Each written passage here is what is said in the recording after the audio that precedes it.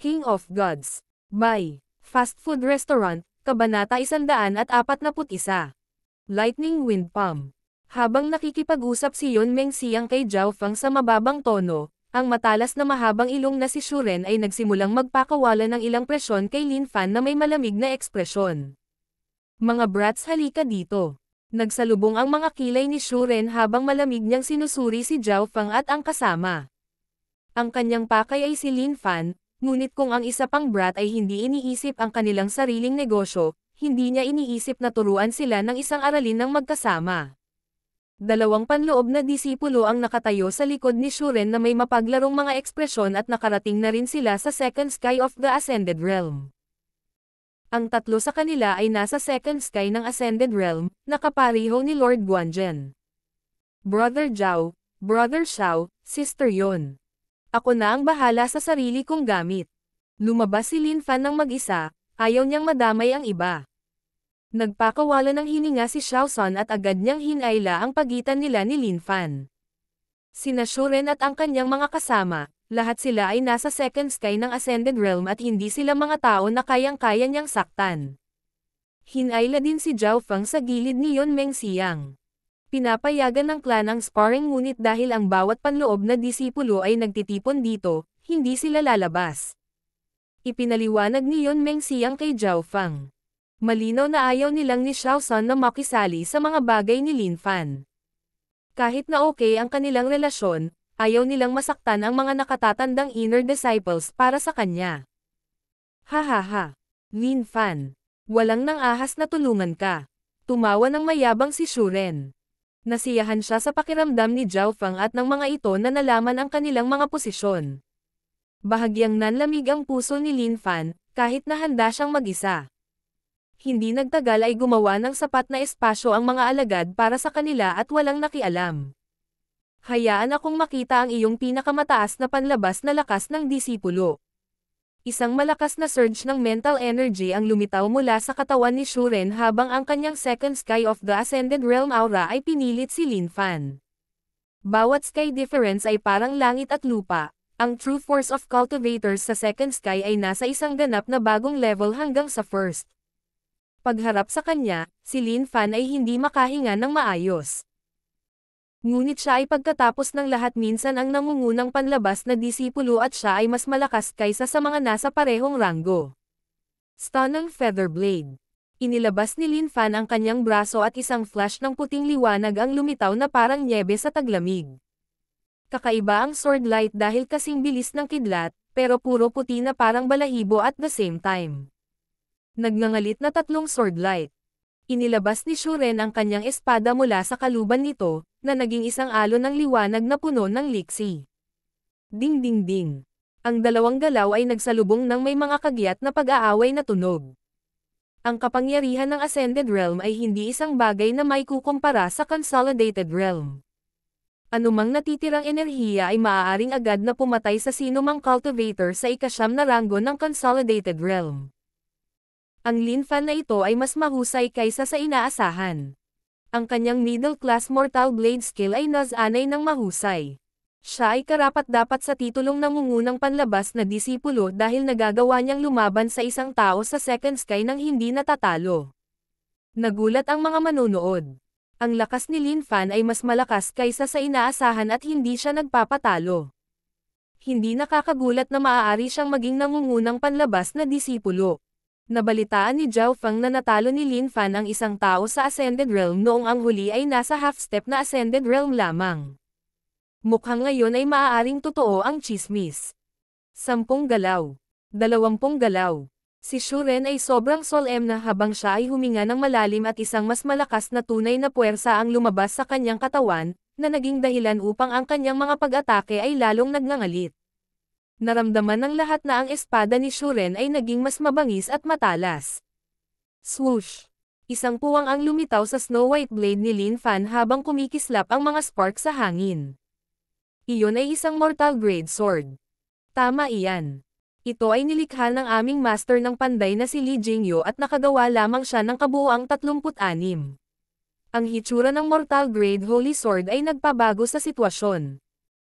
Sa sandaling ginamit ni Shuren ang kapangyarihan ng Jingyo na espada, ang kanyang opensa ay lalong lumakas at sa loob ng ilang galaw, ang talon ni Lin Fan ay baldado at ang huli ay may mga marka ng dugo sa kanyang buong katawan. Maraming armas sa mundong ito at nahahati sila sa iba't ibang grado. Mortal, spiritual, earth at sky. Ang bawat grado ay nahahati sa mababa, gitna, mataas at peak, tulad ng mga kasanayan. Sa kontinenteng ito, ang mga sandata ng spiritual grade o mas mataas ay karaniwang nawala. Lumitaw ang impormasyon sa isip ni Zhao Fang. Marami na siyang nabasang libro at itinatak ang lahat sa kanyang isipan. Ang bawat sandata ng spiritual grade o mas mataas ay may napakalaking kapangyarihan at kaya nilang sirain ang langit at lupa. Malamang, mayroon ang Broken Moon Clan at isa ito sa mga killing move ng clan. Kahit na ang pinakamababang mortal grade na armas ay may nakakatakot na kapangyarihan. Nalaman ni Zhao Fang na sa 40 hanggang 50% na pagtaas ng lakas mula kay Shuren, hindi bababa sa 30% ay nagmula sa espada at isa pang 20% mula sa pagtaas ng kanyang true force. Sa ilang sandali lang, si Lin Fan ay puno ng mga pinsala. ZZZ. Mukhang ang lakas ng nangungunang panlabas na mga disipulo ay ganoon lang. Si Shuren ay may hawak na mortal grade weapon at sinadya niyang hindi manalo dahil gusto niyang makipaglaro kay Lin Fan at ang kanyang mga pag-atake ay tumpak. Si Lin Fan ay hindi malubhang nasugatan, ngunit ito ay masakit. Nanalo ka na, tumigil ka na. Sa wakas ay sinabi ni Zhao Fang sa gilid. Hanggang ngayon ay sumuko na rin si Lin Fan ngunit si Shuren ay malamig na tumawa. Maliban na lamang kung lumuhad siya sa lupa at humingi ng tawad sa harap ng aking kapatid o kung hindi ay mauulit ito. Shua. Naging malabo si Zhao Fang at dumiretso sa likod ni Shuren. Brat, tumigil ka. Parehong bumulalas ang dalawang kaibigan sa second sky, ngunit hindi sila nakapag-react sa oras. Ang bilis ni Zhao Fang ay napakabilis at puno ito ng mga ilusyon. Lightning Wind Palm. Ang asyar na buhok na may isang mata na kabataan ay lumitaw sa likod ni Shuren at inilabas ang kanyang palad na may kasamang tunog ng kidlat. Naramdaman na lamang ni Shuren ang panginginig ng kanyang mga tainga dahil sa tunog at halos hindi na niya nagawang lumingon at mailabas ang isang palad upang harangin ito. Pang! Ang nangingibabaw na palad ay tila tumagos sa pamamagitan ng kidlat at ang nakakatakot na aura ay nagpasindek sa ibang nasa malapit. Anong delikadong galaw! Iilan lang ang malinaw na nakakita ng galaw na iyon. Boom! Si Shuren ay pinalipad habang ang kanyang damit ay napunit at ang mga bahagi ng kanyang katawan ay nasunog. Ikaw! Sinalakay mo ako! Sabi ni Shuren sa nanginginig na tono na may maputlang puting mukha. Oo, sinalakay kita. Nag-cross arm si Zhao Fang at malamig na tumingin kay Shuren. Wow! Sinubukan ni Shuren na puwersahang i-circulate ang kanyang true force, ngunit sa halip ay dumura siya ng isang subo ng dugo. Ang palad noon mula kay Zhao Fang ay nasugatan na siya ng husto at ngayon, sa sobrang galit niya ay umubo siya ng dugo. Anong galaw iyon? Naka-recover na rin sa wakas ang mga kalapit na disipulo ngunit nakatulala pa rin sila. Kahit na nilusot ni Zhao Fang si Shuren, nakikita pa rin nila kung gaano kakilakilabot ang kapangyarihan ng palad na iyon. Lightning Wind Palm. Ito ay dapat na ang Lightning Wind Palm. Nababaliw na yung lalaking yon. Isang disipulo ng third sky ng Ascended Realm ang biglang bumulalas. Lightning Wind Palm. Nagbago ang mga ekspresyon ng panloob ng mga alagad. Ang bawat tao na nagsanay sa Lightning Wind Palm ay pawang mga baliw na bastos. Ilang taon na ang nakalilipas, ginamit ng isang baliw na bastos na nagsanay ng Lightning Wind Palm ang kasanayang ito at nagawa niyang pumatay ng isang tao na 2 ranggo ng skies na mas mataas kaysa sa kanya, kahit na namatay din siya sa huli. Sa oras na ito, lahat ay tumingin kay Zhao Fang ng may pag-iingat, na parang tumitingin sila sa isang bomba na maaaring sumabog anumang oras. Tulad ng sinabi nila, ang sinumang nagsanay ng Lightning Wind Palm ay baliw. Hindi dapat masaktan ang isang taong tulad nito. May kasabihang ito. Ang mahina ay natatakot sa malakas, ang malakas ay natatakot sa mabangis at ang mabangis ay natatakot sa mga hindi nagpapahalaga sa kanilang buhay. At ang mga nagsanay sa Lightning Wind Palm ay pawang mga taong walang pakialam sa kanilang buhay, dahil ang kasanayang ito ay masyadong mapanganib. Kahit na ang isa ay sapat na maswerteng sanayin ito sa pinakamataas na antas nito, kadalasan sila ay tinamaan ng kidlat at napatay pa rin. Nang inspeksyonin nila ang damit ni Zhao Fang, ang asher na buhok at isang mata, sila ay nagkaroon ng malamig na sinok at ang kanilang hinala na si Zhao Fang ay baliw ay nakumpirma. Ang batang ito. Niloko ako. Si Shuren ay nawalan ng kakayahang lumaban, ngunit ang kanyang dalawang kaibigan ay nasa second sky ng Ascended Realm. Gayunpaman, hindi sila nang ahas na umatake. Sa hangin, malayang damaloy ang asher na buhok ni Zhao Fang at ang malamig na kanang mata ay tumingin kay Shuren pati na rin sa kanyang dalawang kaibigan. Hindi man lang siya natakot nang kaharap ang dalawang second sky disciples. Sa kabaligtaran, siya ay nasa sabik at hindi maiwasang dilaan ang kanyang mga labi. Ito ang nagparamdam sa iba na si Zhao Fang ay malupit at brutal. Maaaring si Zhao Fang ay mabaliw. Nagkatinginan sina Xiao San at Yun Mengxiang. Sa totoo lang, nasa sabik si Zhao Fang. Napakalakas ng lightning wind palm. Saktong umabot sa climax ang kapaligiran. Narito na ang mga pangunahing disipulo. Isang sigaw ang nagmula sa malayo. Nabawasan ang tensyon at ang lahat ay lumingon sa ilang mga disipulo sa fourth sky ng Ascended Realm. Ang mga pangunahing disipulo ay may espesyal na pagtrato sa clan at hawak nila ang awtoridad na katumbas ng isang deacon. Ang bawat core na disipulo ay may mataas na antas ng tao ng clan sa likod nila. Brat, hihilingin ko sa iyo na mamatay ka sa susunod na makita-kita. Napaungol si Shuren nang bahagya siyang bumangon.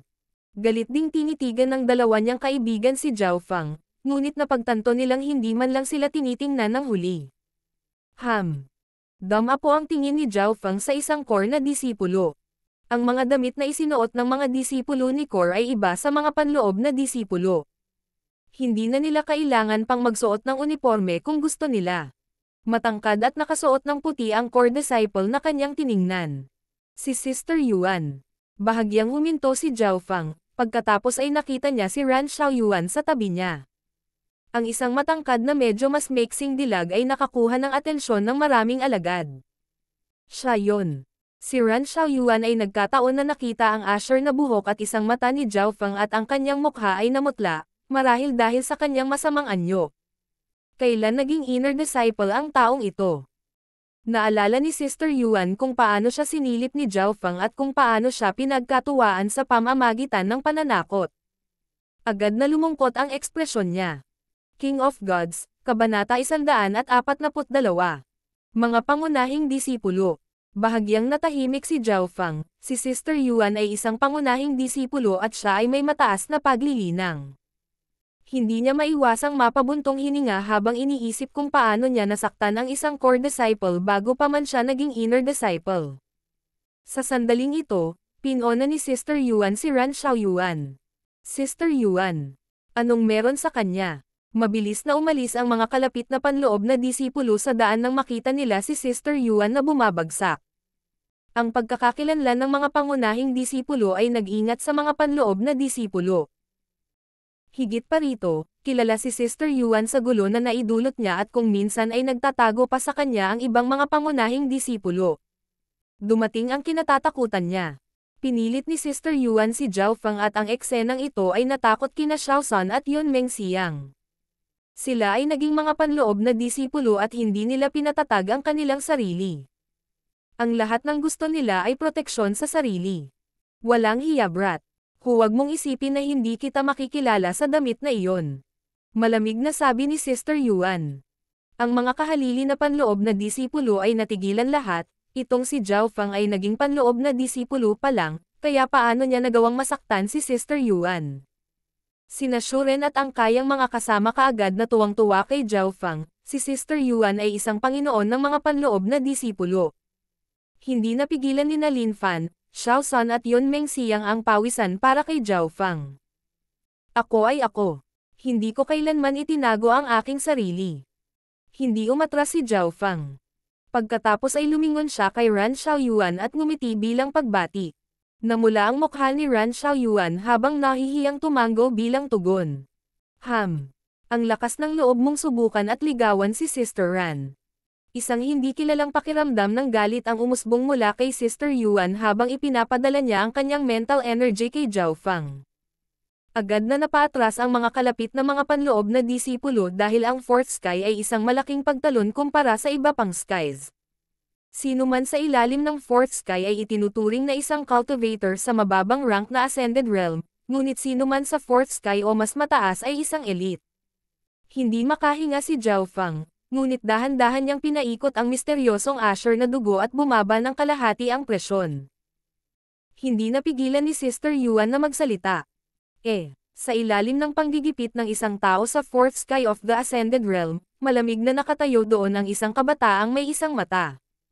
Sister Yuan, huwag mo siyang problemahin. Hinatak ni Ran Xiaoyuan ang mga kamay ni Sister Yuan. Hindi. Dapat siyang humingi ng tawad. Marahas na sabi ni Sister Yuan. Nakakaramdam siya ng pait sa tuwing naiisip niya kung paano siya pinaglaruan ni Zhao Fang. Kung ang huli ay isang panlabas na disipulo lamang, sila ay nasa iba't ibang mga bilog. Kaya kahit hindi siya masaya, wala siyang magagawa. Ngunit si Zhao Fang ay naging isang panloob na disipulo at palaging magkikita ang dalawa. Kung sasabihin ang sitwasyon ng araw na iyon, saan pupunta ang mukha niya? Hihihi, ano ito? Paano kaya mabilis na masaktan ni Zhao Fang si Sister Yuan? Isang mahinang tawa ang nagmula sa gilid ng field. Ang tao ay si Quan Chen. Pero hindi siya naglakas loob na isiga ito. Katabi niya si Yuan Ji at Bei Moi, na parehong natulala. Yuan Ji, isa pang pangunahing disipulo. Nabalitaan ko na hindi rin simple ang Bei Moi na iyon. Malamang, siya ang pinakatalentadong disipulo sa mga panloob na disipulo. Pinag-usapan ng mga tao. Parami ng parami ang mga disipulo na nagsimulang magtipon at makita ang sitwasyong ito, nagpakawala ng hininga si Zhao Fang. Naging inner disciple lang siya at hindi magpapabuli si Sister Yuan ng newbie sa harap ng lahat. Hahaha, Sister Yuan, mukhang hindi mo gagawin ang pambubuli sa isang bagong panloob na disipulo. Isang nangingibabaw na boses ang tumunog mula sa kabilang panig ng field at ang may-ari ng boses na ito ay tumalon sa hangin. Punong disipulo, Yang Gan. Bulalas ng karamihan dahil maraming babaeng disipulo ang may mga mukha ng paghanga. Ang bagong dating na kabataan ay at ubod ng gwapo. Hindi lang siya maganda, kaakit-akit din siya. Ang mga normal na panloob na disipulo ay hindi maglalakas loob na manghimasok sa mga bagay ni Sister Yuan, ngunit ang taong ito ay hindi natakot. Yang Gan, ikalawang niranggo sa 10 pangunahing disipulo, na nasa 5th Sky ng Ascended Realm at isang mainit na kandidato para sa susunod na head disciple. Ang impormasyon tungkol sa taong ito ay lumitaw sa isip ni Zhao Fang. Nitong mga nakaraang araw, narinig niya ang tungkol sa sitwasyon ng mga panloob na disipulo mula kay Yon Mengxiang at kasamahan. Ang mga elite na panloob na disipulo ay ang mga pangunahing disipulo, ngunit may limitasyon para sa parehong panloob at pangunahing mga disipulo. Ang edad ng isang tao ay hindi dapat lumampas sa 30 taong gulang. Kapag sila ay mas matanda sa 30 taong gulang, parehong mga pangunahing disipulo at ang punong disipulo ay itatalaga sa kani-kanilang mga gawain sa clan.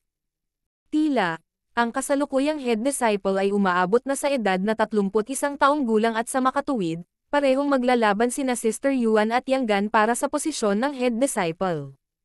Ngunit sa mga tuntunin ng paglilinang, si Sister Yuan ay medyo mahina kaysa kay Yang Gan dahil siya ay nasa peak 4th sky lamang habang si Yang Gan ay nasa 5th. Ang tanging tao na may karapatang makipagkumpetensya kay Yang Gan ay si Chen Xingru, ang pangunahing disipulo na nasa 3 pwesto, na nasa 5th sky din. Yang Gan, huwag mong isipin na natatakot ako sa iyo dahil lang naabot mo ang 5th sky. Walang nakakaalam kung kanino mapupunta ang posisyon ng head disciple. Malamig na tumawa si Sister Yuan habang nakaharap si Yang Gan. Sa pagdating ni Yang Gan, ang pressure ni Zhao Fang ay nabawasan ng husto dahil ang atensyon ng karamihan ay naakit sa dalawang pangunahing disipulo. Tulad ni Zhao Fang at ko, papatakas na sana. Ano ang iyong pangalan? Lumingon si Yang Gan nang walang babala at tinanong si Zhao Fang. Binati ni Zhao Fang si Brother Yang. Bahagyang huminto si Zhao Fang. Tinanggaw ni Yang Gan ang kanyang ulo pagkatapos ay sinabing mahigpit. Zhao Fang, tama ba? Binabalaan kita, mas mahalaga ang buhay kaysa lightning wind palm. Pagkatapos ay tumalikod na siya at umalis habang humihinga ng malalim. Ang buhay ay mas mahalaga kaysa lightning wind palm. Bakit siya babalaan ni Yang Gan? Alam ng maraming panloob na disipulong naruroon kung gaano kakilakilabot ang lightning wind palm. Lightning wind palm. Nagbago ang ekspresyon ni Sister Yuan habang tinitigan niya si Zhao Fang. Si Yang Gan ay may mabuting kaibigan na nagsanay ng lightning wind palm, ngunit hindi na niya kailangan pang sabihin dahil naiintindihan na ni Zhao Fang. Ang kaibigan ni Yang Gan ay nagsanay ng lightning wind palm, ngunit siya ay namatay na ngayon. Hindi nakakagulat na binalaan siya ni Yang Gan. Nang makitang hindi ipinagpatuloy ni Sister Yuan ang panggugulo sa kanya, tumalikod si Zhao Fang at umalis. Ang kanyang sariling landas ay kanya at hindi ng ibang tao. Pinipigilan ni Zhao Fang ang lahat ng panganib sa pinakamaliit gamit ang kanyang misteryosong kaliwang mata sa pamamagitan ng pagkontrol sa anumang maaaring mangyari sa kanyang kamay. Habang sinasanay ang kasanayang ito, nalaman ni Zhao Fang na halos isinulat ang lightning wind palm, na parang kakalikha pa lang at hindi pa naperpekto. Sa makatuwid, paulit-ulit niyang siniyasat ang bawat hakbang upang mahanap ang anumang mga depekto at sinubukan niyang gawing perpekto ang kasanayan tulad ng ginawa niya sa mga array. Ngunit ang panganib pati na rin ang kasanayang kasangkot ay hindi malapit sa kung paano inayos ang mga array.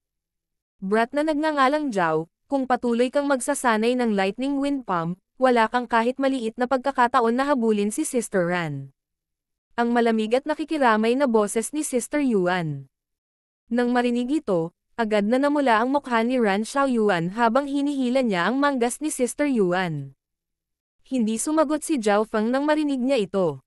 Kalmado siya habang lumilipad sa ere ang asher niyang buhok. Kaya siya ay baliw. Umiling si Sister Yuan, walang matino ang natuto ng kasanayang ito. Parami ng parami ang mga panloob na disipulo na nagtipon sa field at sa 10 pangunahing mga disipulo siyam ang naroroon, tanging ang head na disipulo ang wala rito. Inilibot ng tingin ni Zhao Fang ang grupo at nakita sina Liu Yao at Sun Yuanhao.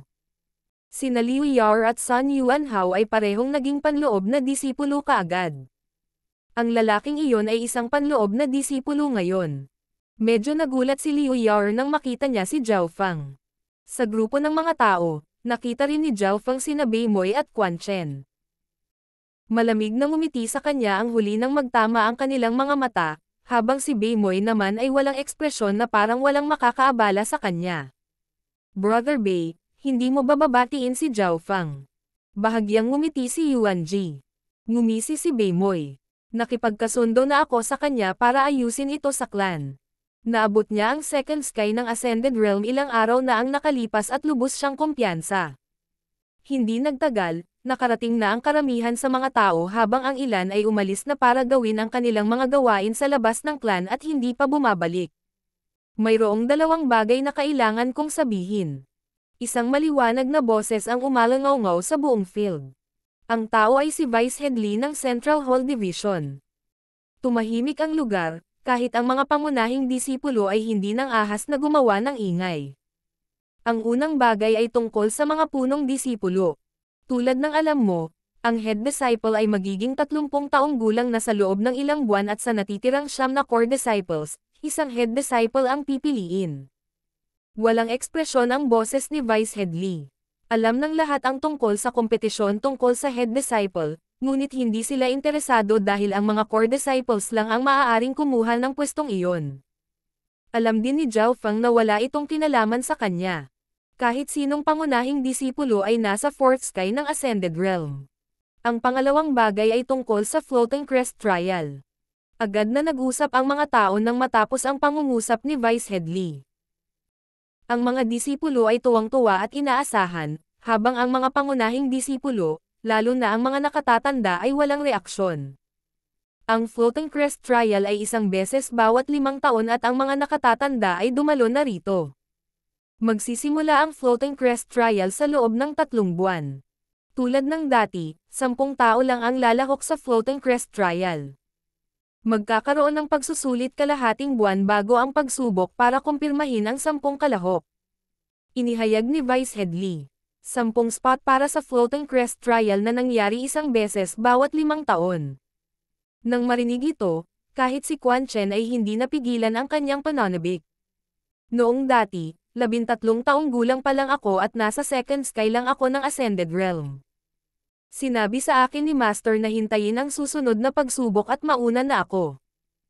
Nagningning sa mga mata niyang gan ang kumpiyansa at layunin ng labanan. Parehong ang Floating Crest trial at ang Head Disciple battle ay gaganapin sa loob ng ilang buwan. May isip na ang Broken Moon Clan ay hindi magiging mapayapa. King of Gods, Kabanata 143. Heavenly Wind God Technique. Nang marinig ang tungkol sa labanan ng Head Disciple at ang Floating Crest trial, lahat ng panloob na disipulo ay nasa sabik. Ngumiti si Vice Headley at tumango bilang kasiyahan. Sa gitna ng mga panloob na disipulo, si Zhao Feng ay nasa first sky lamang ng Ascended Realm, sa ibaba ng ibaba. Ngunit dahil sa kanyang kaliwang mata at asher na dugo, siya ay lubos na kumpiyansa. Mula nang marating niya ang Ascended Realm, hindi pa nasubukan ni Zhao Feng kung anong uri ng kapangyarihan ang tunay na taglay ng kanyang katawan. Pagkatapos magsalita ni Vice Headley tungkol sa dalawang bagay, sinabi niya ang ilang iba pang maliliit na usapan tulad ng babala sa ilang mga disipulo sa hindi pagkumpleto ng kanilang gawain. Alam ni Zhao Feng na ang mga panloob na disipulo ay librera sa halos lahat ng oras at nakatanggap sila ng mga mapagkukunan mula sa clan. Ngunit ayon sa mga patakaran, ang isang panloob na disipulo ay kailangang kumpletuhin ang isang gawain tuwing 2 buwan. Gusto pa nga ng ilang panloob na disipulo na gumawa ng higit pa, para makakuha sila ng mas maraming puntos na kontribusyon. Ang mga contribution puntos na ito ay katulad ng mga battle points sa Guanzhen Palace, maaari silang palitan ng mga armas, kasanayan, table tasks at iba pa. Sa Broken Moon Clan, maaaring magboluntaryo ang mga inner disciples na gumawa ng ilang gawain bukod sa itinalaga sa kanila. Kung sapat ang kontribusyon ng isa, maaari silang pumasok sa Hollow Building. Ang sword ni Shuren at Jingyo ay isang mababang uri ng mortal na armas at ito ay binili sa pamamagitan ng mga puntos ng kontribusyon, kaya walang panloob na disipulo ang magsasabi na sila ay may napakaraming kontribusyon na puntos. Pagkatapos na maging matatag ang aking paglilinang, pupunta rin ako at tatanggap ng ilang mga gawain. Napaisip si Zhao Feng. Kung iisipin, ang kanyang mga battle points sa Guanzhen Palace ay una sa lahat ng mga disipulo at lahat ito ay dahil sa mga kakayahan ng kanyang kaliwang mata sa labanan. Makalipas ang kalahating oras, sa wakas ay natapos ang pagtitipon at ang mga disipulo ay lumakad sa kani-kanilang mga lakad. Ang mga panloob na disipulo ay may sariling mga bilog. Halimbawa, si Quan Chen, Beimoy, Yuan Ji ay isang bilog at si Zhao Feng, Xiao San, Yon Mengxiang pati na rin si Lin Fan ay isang bilog. Nagpasalamat si Lin Fan. Salamat kay kapatid na Zhao noon. Si Xiao San at Yon Mengxiang ay bahagyang nagkasala. Pagkatapos ng lahat, si Lin Fan ay nabuli ngunit hindi man lang sila ng ahas na gumawa ng anuman. Si Xiao San ay labis na inis at nagkaroon siya ng ideya na iwanan sina Zhao Feng at Lin Fan. Una, sina Lin Fan at Zhao Feng ay parehong nasaktan ang iba pang mga disipulo na mas malakas kaysa sa kanila. Ito ay partikular na para kay Zhao Feng na nakasakit sa mga pangunahing disipulo. Pangalawa, ang talento at potensyal ni Zhao Feng at Lin Fan ay parehong katamtaman, kaya walang anumang makukuha sa pakikipagkaibigan sa kanila. Malamig na tumawa si Xiao San at gusto niyang mabilis na maalis ang mga ito. Sa pagtingin sa figure ni Xiao San, nagkatinginan sina Zhao Feng at Lin Fan at umiling. Ang talento ni Zhao Feng sa pale refining ay napakahusay, ngunit pinili niya ang Lightning Wind Palm. Bumantong hininga si Yon Mengxiang. Wala siyang sinabi habang paalis. Bilang prinsesa ng Cloud Country, namumuhunan siya kay Zhao Feng. Ngunit pinili ng huli ang landas ng paglilinang at ang Lightning Wind Palm, kaya nakatadhana siyang mabaigo. Nagpa siya si Yon Mengxiang na tumulong sa ilang iba pang mahuhusay na disipulo dahil hindi siya masyadong umaasa kay Zhao Feng. Pagkatapos magpaalam kay Lin Fan, bumalik si Zhao Feng sa kanyang sariling lugar. Ang kanyang kasalukuyang layunin sa ngayon ay dagdagan ang kanyang paglilinang sa pamamagitan ng pagsasama ng dalawang true forces. Sa isang kisap mata, Kalahating buwan na ang lumipas at ang dalawang true forces sa katawan ni Zhao Feng ay nagsanib na sa wakas. Pangunahing Silver Air True Force ang True Force dahil hindi na masanay ang Return ng Breath True Force. Malinaw, ang bagong Silver Air True Force ay naglalaman ng ilang katangian ng Return ng Breath True Force. Ang bilis ng pagsasama ay mas mabilis kaysa sa inaasahan ko. Ang aking paglilinang ay umabot na sa mga huling yugto ng First Sky. Tumanggaw si Zhao Feng. Habang pinagsasama-sama niya ang puwersa, paminsan-minsan ay pumupunta siya sa Thousand Leaf Pond para pagandahin ang kanyang katawan. Naabot niya ang mga huling yugto ng First Sky sa loob lamang ng isang buwan. Ang bilis na ito ay itinuturing na napakabilis. Kahit na ang mga disipulo na may mga elder na sumusuporta sa kanila ay maaari lamang maging napakabilis. Matapos maabot ng kanyang cultivation ang mga huling yugto ng First Sky, si Zhao Feng ay nagkaroon ng isa pang layunin. Pumili ng isa pang kasanayan sa lakas ng loob, ngunit hindi siya kaagad pumunta sa Hollow Building. Sa loob ng sukat sa kanyang kaliwang mata, isang napakalaking komplikadong array ang lumitaw. Habang pinagsasama-sama ni Zhao Feng ang puwersa, hindi siya sumuko sa pag-unawa sa mga istruktura ng hanay ng Hollow Building. Ngayon ay nasuri na niya ang istruktura ng array, ngunit mahirap itong ganap na kontrolin. Pagkatapos ng lahat, kahit na ang pinakamahusay na mga master ng array ay naunawaan lamang ang 20 hanggang 30% nito.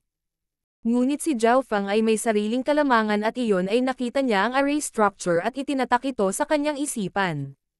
Sa makatuwid, naintindihan niya ang 70 hanggang 80% ng array, na nalampasan ang lahat ng iba pang mga master ng array. Sa mga susunod na araw, nakatuon lamang si Zhao Feng sa pagsusuri at pag-unawa sa array.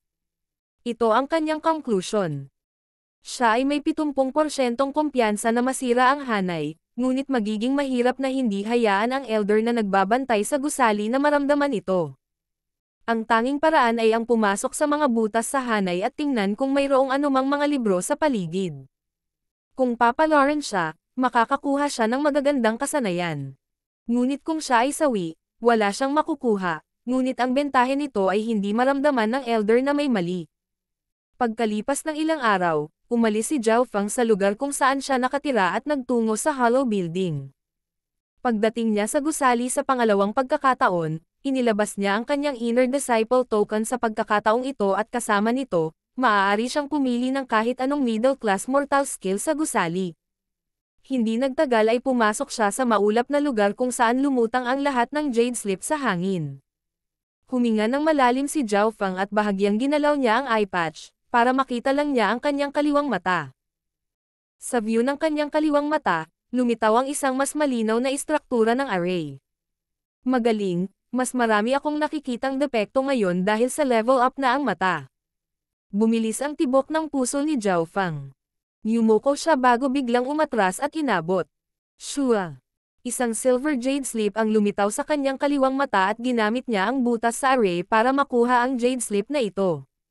Ang slip na ito ay hindi dapat lumitaw sa lugar na ito, ngunit nangyari ito. Pilak. Tuwang-tuwa si Zhao Feng. Karamihan sa mga jade slip ay bronze at silver slips ay nangangahulugan ng high-class mortal skills. Iniskan ni Zhao Feng ang slip at nalaman niyang ito ay isang high-class mortal sword skill. Napabuntong hininga siya at kinopya ang laman nito. Ilang saglit pa, isang silver light na naman ang kumislap. Nasalo ni Zhao Feng ang jade slip sa kanyang kamay at matapos itong tingnan gamit ang kaliwang mata, ibinalik niya ito sa kung saan niya ito nakuha. Ang skill na ito ay isang high-class mortal movement na kasanayan, ngunit si Zhao Feng ay mayroon ng illusion fish picture. Ang kailangan niya ay isang kasanayan sa inner strength. Nang magnakaw na naman siya sa pangatlong pagkakataon, lumundag ang kaliwang mata niya at napatigil ang kamay niya sa paggalaw. Sa sandaling ito, isang kakaibang enerhiya sa pag-iisip ang sumagi sa kanya. Ito dapat ang espiritual na kahulugan ng mga nasa True Spirit Realms. Napaisip si Zhao Feng. Ang spiritual sense ay isang enerhiya na nilikha ng mga nasa fourth sky o mas mataas maliban kung mayroon silang mga espesyal na kasanayan. Ang espiritual na kahulugan noon ay dapat na pag-aari ng elder na nagbabantay sa hollow building na casual na tumitingin sa paligid.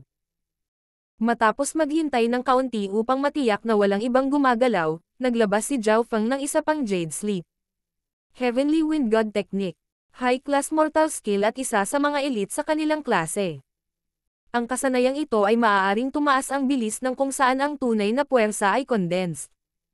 Kapag sinanay sa mababang antas, ang tunay na puwersa ay magiging parang mga talon ng hangin na pumuputol sa putik.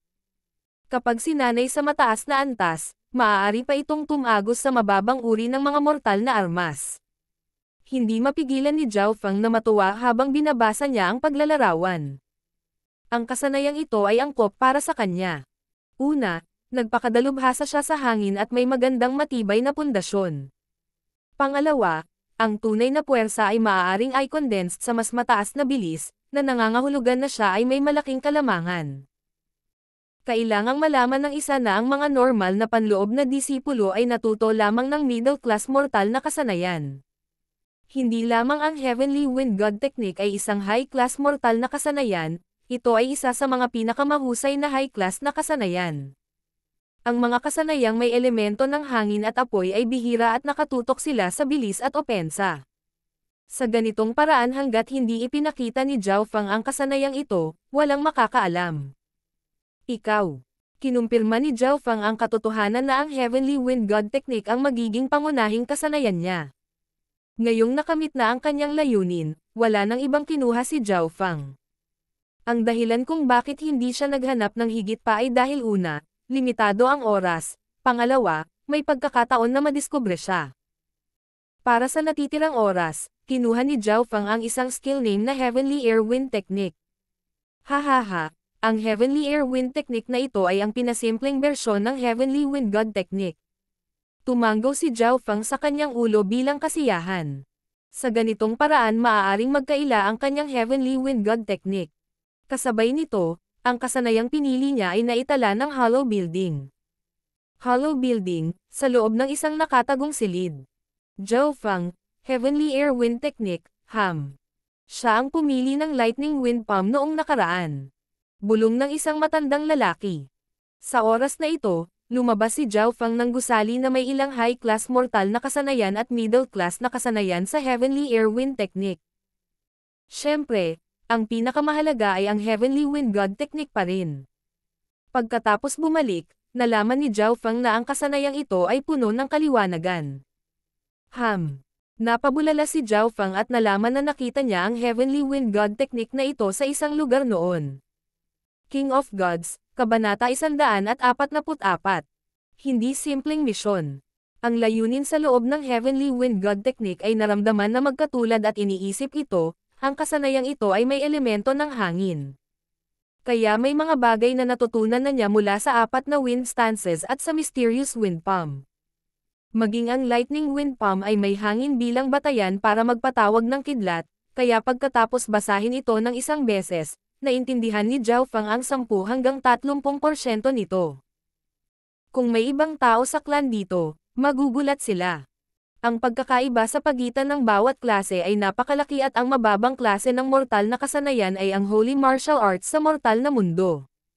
Para sa mga disipulo ng clan gayunpaman, ang isang mababang klaseng mortal na kasanayan ay hindi mahirap unawain, kailangan lang ng isang tao na gumugol ng oras upang sanayin ito sa pinakamataas na antas. Ngunit ang kahirapan ng middle-class mortal skills ay doble kaysa sa low-class na kasanayan. Ang normal na panloob ng mga disipulo ay mayroon lamang isang middle-class na kasanayan at isang maliit na bilang ay may 2. Tulad ng para sa high-class mortal na kasanayan, mayroon lamang 100 hanggang 200 sa mga kasanayang ito sa Broken Moon Clan. Kahit na nakuha ito ng mga disipulo sa ilalim ng 4th Sky of the Ascended Realm, mahirap para sa kanila na intindihin. Sa makatuwid, kakaunting bilang lamang ng mga pangunahing disipulo na may mahusay na talento, potensyal at pangunawa ang pinahintulutang matuto ng high-class mortal na kasanayan. Isang beses lang ito nabasa ni Zhao Feng at naintindihan na niya ang 10 hanggang 30% nito. Pangunahing ito ay dahil sa 2 puntos. Matapos mag-upgrade ang kanyang kaliwang mata, tumaas ang antas ng kanyang pangunawa. Karamihan sa mga kasanayang natutunan ni Zhao Feng ay katulad ng Heavenly Wind God Technique. Sa parehong araw, sinimulan ni Zhao Feng na pag-aralan ang Heavenly Wind God Technique, binasa din niya ang pinasimpleng bersyon, Heavenly Air Wind Technique. Ang mga alituntunin ng clan ay nakasaad na ang mga kasanayan sa Hollow Building ay hindi dapat ipamahagi kung hindi ay mapilayan ang paglilinang ng tao. Si Zhao Feng ay hindi nakakuha ng pahintulot mula sa clan at kahit na ang kasanayang ito ay hindi na ipamahagi, magiging mahirap pa rin kung malaman nila. Ang pinasimpleng bersyon, ang Heavenly Wind God Technique ay maaaring pagtakpan ito. Makalipas ang kalahating araw, si Zhao Feng ay pumasok sa antas ng pagsisimula at ang tunay na puwersa sa kanyang katawan ay maliksi at mabilis. Pagkalipas ng 2 araw, ang lahat ng kanyang tunay na puwersa ay naging Heavenly Wind True Force. Sinubukan ito ni Zhao Feng at ang bilis ng condensing ng Heavenly Wind True Force ay napakabilis at naglalaman ito ng talas mula sa partial wind stance, ngunit ito ay mas malalim. Habang mas marami siyang natutunan, mas nagulat si Zhao Feng. Ang Heavenly Wind God Technique ay naglalaman ng lahat ng enlightenment mula sa unang 3 stance ng 4 na wind stances. Ang True Force ay katulad ng panloob na lakas ng lightly floating fairy, mabilis, maliksi at matalas. Biglang napagtanto ni Zhao Feng na ang isang galaw sa Heavenly Wind God Technique ay eksaktong kapareho ng kanyang mysterious wind palm. Kahit na ang Heavenly Wind God Technique ay nagsanay ng tunay na puwersa, mayroon pa ring mga galaw na nakapaloob at isa sa mga ito, na pinangalan ng rotating sharp stance, ay lubos na katulad ng kanyang mysterious wind palm. Kahit na sa pinasimpleng bersyon, ang Heavenly Air Wind Technique ay may katulad na hakbang na pinangalan ng rotating sword palm. Sinasanay ba ni Ran Xiaoyuan ang Heavenly Air Wind Technique o ang Heavenly Wind God Technique? Napaisip si Zhao Feng habang nag-flash sa kanyang isipan ang eksena. Si Ran Xiaoyuan ay medyo bata pa, ngunit siya ay halos nasa third sky ng Ascended Realm. Kung nagsanay siya sa Heavenly Wind God Technique, hindi magiging simple ang background niya. Pinipigilan ang linyang ito ng walang kwentang pag-iisip, muling ipinalibot ni Zhao Feng ang Heavenly Wind True Force. Ang dami niyang ginawang mas nakakatakot. Gamit ang Heavenly Wind God Technique bilang batayan, ang kanyang Lightning Wind Palm ay nasa isang ganap na bagong antas. Sa loob ng ilang araw, ang cultivation ni Zhao Feng ay naging matatag sa peak first sky of the Ascended Realm. Dahil natutunan niya ang Heavenly Wind God Technique at Lightning Wind Palm, naniwala si Zhao Feng na walang sinuman sa ilalim ng third sky ng Ascended Realm ang makakapagbanta sa kanya. Ang mga buto ni Zhao Feng ay medyo lipas na pagkatapos magtanim ng ilang araw ng sunod-sunod. Paglabas niya ng pinto, nakita niya ang isang espesyal na sulat na nakadikit sa pinto at may nakakurbadong buwan. Alam ni Zhao Feng na ang simbolo na ito ay nangangahulugan na ang liham na ito ay ang misyon na kailangan niyang tapusin ng clan. Bawat 2 buwan, kailangang tapusin ng Inner Disciple ang isang clan mission at kapag natapos na ito, makakakuha sila ng ilang kontribusyon at Primal Crystal Stone bilang reward. Kung sila ay nabigo, ang isang tiyak na halaga ng mga puntos ng kontribusyon ay ibabawas at kung ang isa ay patuloy na nabigo, sila ay maaaring mapaalis sa clan. Ang gawain ng clan. Kumikislap ang mga mata ni Zhao Feng habang binubuksan niya ang sulat. Kapag ang clan ay nagtalaga ng misyon, isasaalang-alang nila ang paglilinang ng mga disipulo, upang ang mahihinang mga disipulo ay hindi makakuha ng napakahirap na misyon. Ang ilan sa mga mas mahirap na misyon ay nangangailangan ng isang grupo ng mga disipulo upang tapusin ng sama-sama. Dahil ito ang unang pagkakataon na nagkaroon ng misyon si Zhao Feng, bahagya siyang nasasabik at umaasa. Misyon. Upang mahanap ang pinagmulan ng salot ng pamilya Xing at mahanap ang dahilan kung bakit namatay ang ulo ng pamilya na si Xing Chen. May dagdag na gantimpala kung mapatay ang pumatay. Napakasimple ng misyon at mayroong paglalarawan tungkol sa pamilya Xing. Alam ni Zhao Feng ang tungkol sa pamilya Xing, dahil isa ito sa malalaking pamilya ng Cloud Country.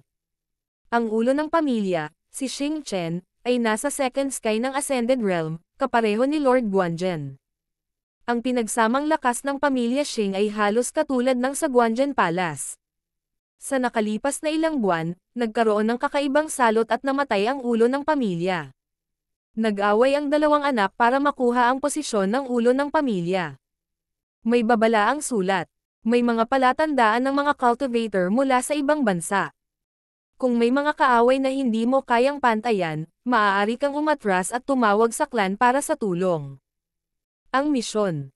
2.5 bituin na may posibilidad na umabot ito sa 3 bituin. Ang mga misyon ng clan ay may kabuuang 7 bituin at bawat bituin ay tumutugma sa 7 skies. Nangangahulugan ang 2.5 star na kailangan ng isa ng kahit man lang 3rd sky cultivator o maraming 2nd sky cultivator. Ang misyon na ito ay 2.5 bituin, hindi isang bagay na karaniwang mayroon ang isang baguhan. Kumislap ang liwanag sa mga mata ni Zhao Feng at tulad ng inaasahan niya, natagpuan niya ang iba pang miyembro ng grupo. Huang Yun, Shu Ren, Xiao San, Zhao Feng, Lin Fan. Kapitan Huang Yun, Peak 2nd Sky ng Ascended Realm. Pangalawang Kapitan Shu Ren, 2nd Sky ng Ascended Realm.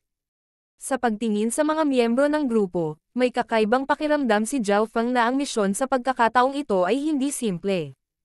Mula sa panlabas, tila ang misyon na ito ay pinangunahan ng 2 disipulo sa 2nd Sky at ang iba pang 3 ay pawang mga elite sa 1st Sky lalo na noong sina Zhao Feng at Lin Fan ay dating parehong nangungunang panlabas na disipulo.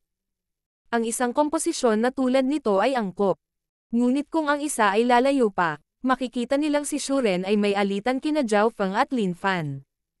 Para naman kay Xiao San, naputol na rin ang relasyon niya sa dalawa. Ang kapitan na si Huang Yun ang may pinakamataas na cultivation, ngunit walang alam si Zhao Feng tungkol sa kanya. Gantimpala sa misyon. Pagkumpleto ng mga pangunahing kinakailangan 100 substandard na kristal na primal na bato, 100 kontribusyon na puntos. Kung mapatay nila ang mamamatay tao, may dagdag na 200 kristal na primal na bato at 200 kontribusyon na puntos. At least ang gantimpala ay masagana. Malamig na tumawa si Zhao Feng. Brother Zhao. Sa sandaling ito, lumapit si Lin Fan. Isang sulat na eksaktong kapareho ng kay Zhao Feng ang nasa kanyang kamay at dumiretso siya sa punto. Ano sa palagay mo ang misyon na ito? Hindi magiging madali ang misyon na ito. Kung tayong dalawa lang, baka mas malaki pa ang tsansa natin na magtagumpay. Ngumiti ng malalim si Zhao Feng. Bahagyang natigilan si Lin Fan, napakalinaw ng kahulugan ni Zhao Feng. Ang kabuoang lakas ng grupo ay medyo malakas, ngunit ang mga awayan sa grupo ay naging dahilan upang hindi sila magtulungan ng maayos. Mas gusto niyang gawin ang misyon na ito ng mag-isa at tulungan siya ni Lin Fan. Sino itong Huang Yun? Tanong ni Zhao Feng. Si Huang Yun ang pinuno ng grupo. Ang taong ito ay inilagay sa nangungunang 3 sa gitna ng mga disipulo sa 2nd Sky ng Ascended Realm at tila may koneksyon siya kay Yuan Ji. Sagot ni Lin Fan. Si Yuan Ji. Siya ay isang disipulo ng Haiyun Master. Bumilis ang tibok ng puso ni Zhao Feng, mukhang tama siya. Kung hindi siya nagkakamali, si Haiyun Master o ibang tao ay kinalikot ang gawain upang ang misyong ito ay maging banta sa kanyang buhay. Ang pinunong si Huang Yun ay isang elite ng 2nd Sky at ang vice captain na si Shu Ren ay nagkaroon ng away kina Zhao Feng at Lin Fan. Si Xiao San ay malamang na pumunta din sa kanilang tabi. Ang misyon na ito ay naglalayon kina Zhao Feng at Lin Fan. Si Zhao Feng ay bahagyang nagkasala dahil ang misayon ay dapat na nakatutok sa kanya ng higit kay Lin Fan. 3 araw ang misyon at naghanda si Zhao Feng. Para sa mga armas, kinuha niya ang Golden Stairs Bow na orihinal na mula sa pamilya Zhao. Dinala niya ito sa panday at tinansya niyang kalahati iyon ng mortal na sandata, ibig sabihin ay mas mababa lang ito sa Genius Sword ni Shu Ren. Ngunit naniniwala si Zhao Feng na kapag ginamit niya ang Golden Stairs Bow, ang mga nasa 1st Sky ay hindi problema at maaari pa niyang bantayin ang mga nasa 2nd Sky. Bukod doon, uminom din siya ng mga gamot, detoxification pills at iba pa. Para sa misyon na ito, si Zhao Feng ay napakatumpak at gumawa siya ng mga karagdagang paghahanda. Naplano na niya ang pinakamasama at ang pinakamasamang bagay na maaaring mangyari ay ang misyon na ito ay nakatutok sa kanya at maaari itong magbanta sa kanyang buhay. Ang tanging magandang bagay ay nais lamang ng mga disipulo ng Haiyun Master na pigilan ang kanyang paglaki. Makalipas ang 3 araw, ang grupo ng 5 ay patungo sa pamilya Xing ay nagtipon. Walang ekspresyon ang kapitan na si Huang Yun. Magpakaayos kayong dalawa. Kung may nangyaring mali, responsibilidad mo iyon. Si Vice Captain Shu Ren ay malamig na tumingin kina Zhao Feng at Lin Fan. Masayang tumingin si Xiao San sa dalawa, na nagpatunay sa mga hula ng huli. Kasabay nito, 2 tao ang nakatayo sa isang burol na ilang milya ang layo. Brother Yuan, napakahirap ng misyon na ito para sa kanila. Masyadong kasiya siya para sa kanya kung mamatay siya. Medyo ayaw ni Quan Chen.